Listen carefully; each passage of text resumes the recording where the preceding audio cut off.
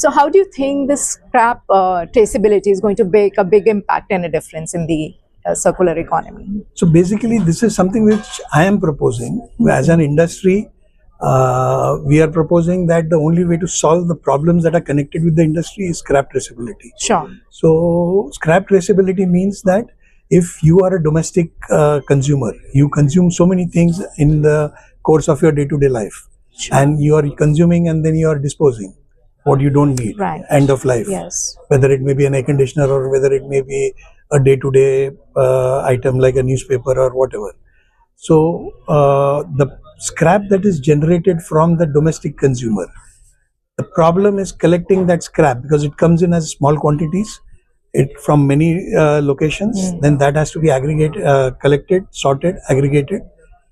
So that posing a problem the world over. Right. So which the government to transfer its responsibility to ensure that all the commodities go back into recycling, they have transferred the responsibility to the producer using a system called EPR, Extended Producer Responsibility, which we discussed. Right. Now, the concept is that if I have sold scrap, you are a dealer who is aggregating the scrap. If I have sold it to you, how is the trace going to come that this material is a genuine material?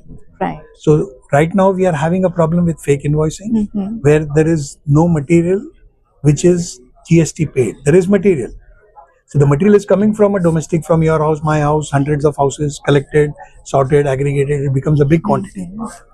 Post aggregation, it is a commercial quantity, Sure. which can go to an industry, and from that the product is made. But because there is no legal document, because as a domestic, when I dispose the material, I didn't give any document. So that way 100 people didn't give document. So the collector didn't have a document. The person who bought it didn't have a document. The person who aggregated all that scrap into a particular quality didn't have a document. So how does it go back into the industry? Sure. So that is right now the easiest way, because the laws of the country do not allow this to happen.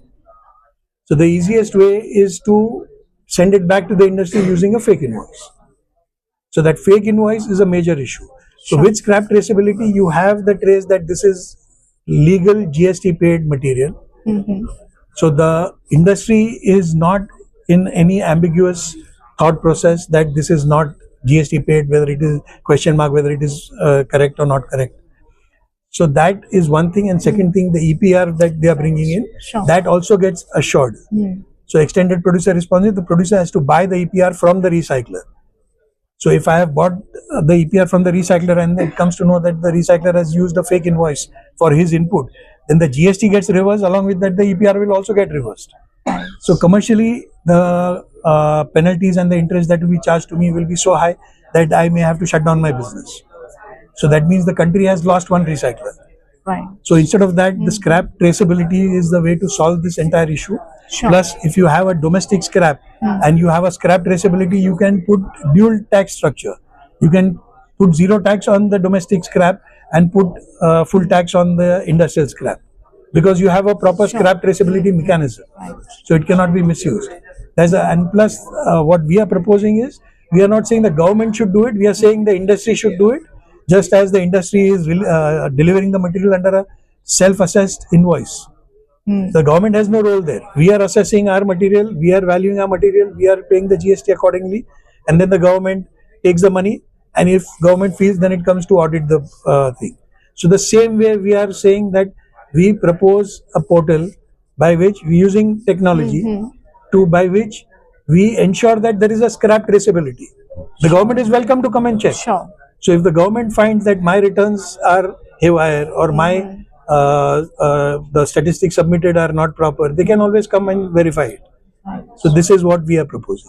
With the right incentives and the consumer mindset, a lot of changes can be done. Incentives and consumer mindset, basically, if I have to collect the material, if I go to the consumer doesn't want to pay by bank payment, because if he is disposing say material worth 50,000 a year, that is right from ACs, fridges or whatever he's using, say he's disposed. So 50,000 ke upar he'll have to pay under 30%, he'll have to pay income tax. Right. Plus that entire material comes into the bank, his returns and everything. So generally he prefers, give me cash. The kabadiwala prefers cash because then he's not on the books of the government. He's not on the government records. Right. So how do you change that mindset? You incentivize. So the ELV policy has given us, end of life vehicle policy has given us a very beautiful example where the people who are disposing the cars were not selling it to the actual scrap recyclers who put up their plants. So the CIM, Society of Indian Automobile Manufacturers, went back to the government that we put up the plant but we don't have the source of raw material. Sure. So then what they did was, besides the scrap value of the car, they started incentivizing the disposing consumer. Okay. So the disposing consumer gets a scrap certificate which he can use for buying his new car, where he will get a 5 to 6% discount on the new car price, plus he will get off on the road tax and on the RTO registration. Right, right. So automatically he gets incentivized. So we are saying that this concept should be universally applied to all the recycling industries. Why only ELV? Absolutely. So if the consumer is getting a benefit out of it, if he has a tax break on it, he's saying, I'm not worried about paying income tax on it. Plus, if I am disposing certain amount of scrap in a year, which is getting recorded, then the government is giving me an incentive on it. Then 100% I will insist on a UPI or bank payment. Now we don't have a problem with the UPI or bank payment because it's happening with every taxi fellow is taking UPI. So if that UPI payment has to be encouraged, you have to incentivize the domestic consumer. Sure, it will be a very attractive proposition. So if the domestic consumer takes the UPI payment, automatically the kabadiwala will be on record.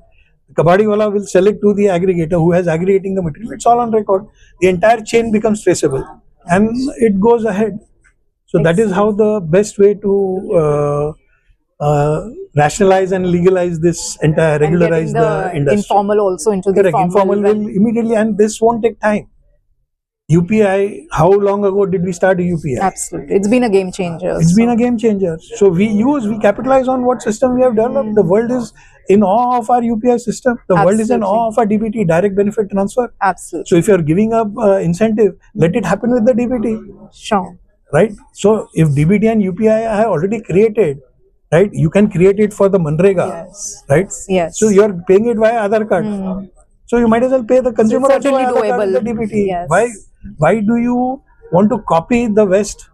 Absolutely. Or copy the other countries? They don't have a parallel economy. We have a parallel economy. So why can't we sit and work out our own policy? Why do we want to copy their policy which is causing problem for us? Just to follow them. Right. We have our ways. India has been the best recycling country in the world. I can vouch for it. Absolutely. I have examples where the West will be amazed that we are recycling these things. And wonderful.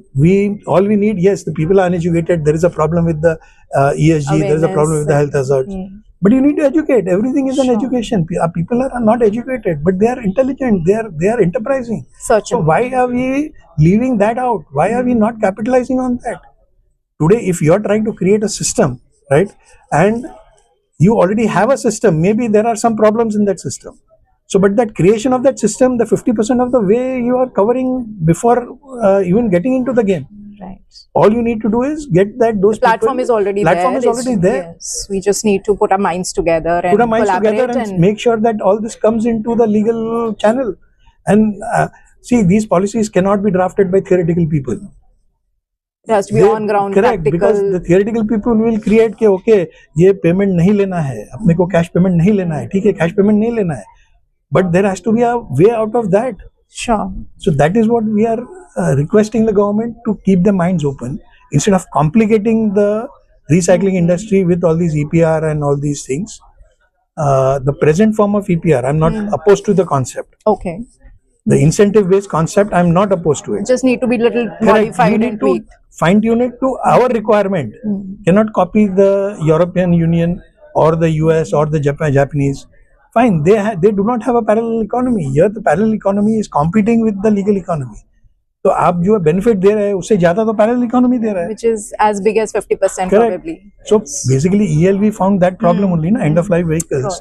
That the person who was buying off the records or maybe buying in check, but he was using it off the records. Right. He was paying more than what these scrap people were paying, the recycling people. So then they started giving incentives.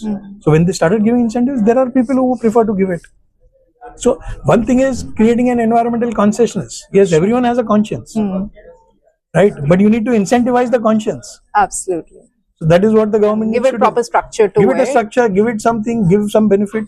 Right, and I'm sure. The point is, the buying consumer incentivizes the disposing consumer. So it is not a cost to the government.